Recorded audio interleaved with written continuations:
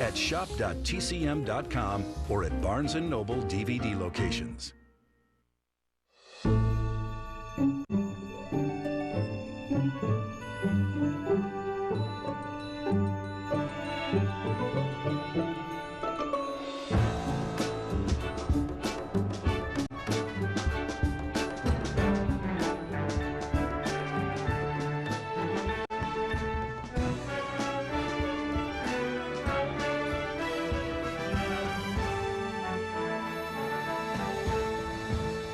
Hi, I'm Robert Osborne. For over 6 decades, John Wayne was one of the most popular movie stars in the whole world.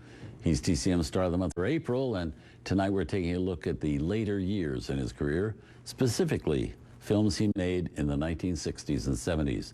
And back with me is John Wayne biographer Scott Eyman. Welcome again, Scott. Thanks, Bob. Good to have you here. Great to be here. Now, our next John Wayne film has him teamed with one of his most frequent leading ladies, the fiery Maureen O'Hara.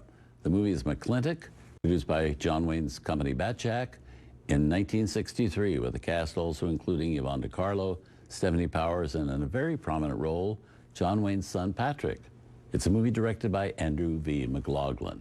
Now let's talk a little about this, but also about Maureen O'Hara, because they were terrific together. They were. Do you think that was his best leading lady? Well, I think she was his most popular leading lady. With the public, you mean? Certainly Yes. with the public, and probably with Wayne as well. He adored her, she adored him. They thought alike.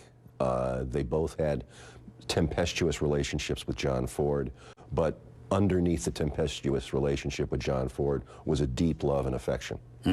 And they were sort of a three musketeers, really, because they knew Pappy would never let them down, and Pappy knew that they would never let Pappy down. You know? They were very close. Pappy being John Ford. Pappy being John Ford. Yeah. She was every bit as tough and unyielding in her feminine way as he was in his masculine way, which was the immovable force meeting the irresistible object. Right. So how many movies did they make together? Well, it seems like there must be a dozen. Yes. Because in the public mind, they're always bracketed together. Actually, there were only 5. The Quiet Man, including of The course. Quiet Man, the most famous. Yeah, indeed.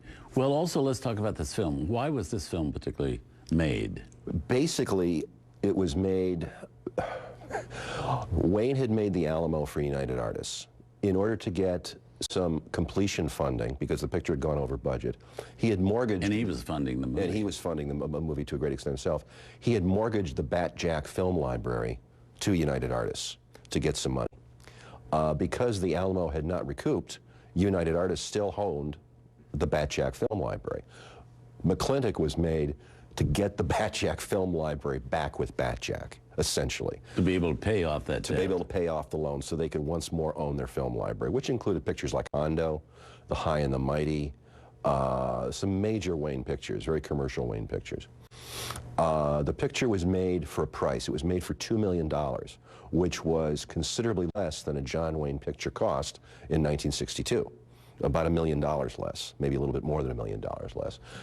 Wayne initially asked Henry Hathaway to direct the picture, but Hathaway wanted $100,000. They didn't want to spend $100,000 to make the picture, so they got Andrew McLaughlin, who cost considerably less.